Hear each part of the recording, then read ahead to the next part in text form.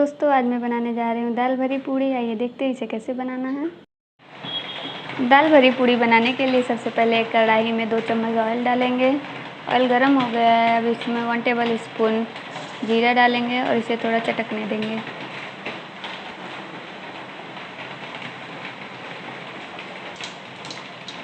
जीरा लाल हो गया, अब इसमें कटी हुई लहसुन की कलियाँ और 2 से 3 हरी मिर्च कटे हुए, अब इनको भी सौटे कर लेंगे। लहसुन और मिर्च पक गए हैं, अब इसमें भीगे हुए चने दाल डाल देंगे और इसे भी अच्छे से मिक्स कर लेंगे। स्वाद अनुसार नमक ऐड करेंगे और इसे भी अच्छे से चलाते हुए मिक्स कर लेंगे और इसे ढक के 5 से 10 मिनट तक पका लेंगे।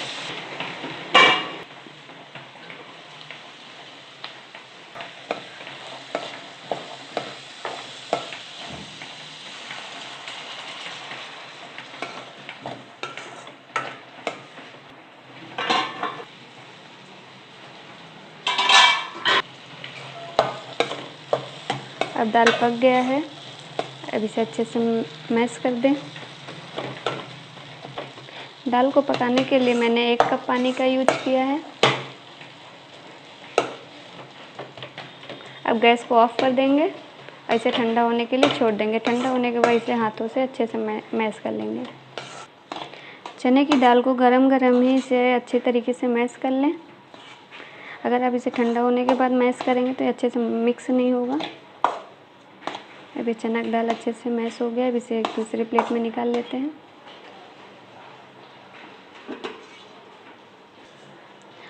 अब इसे एक प्लेट में निकाल लिए हैं, अब इसे ठंडा होने के लिए छोड़ देते हैं।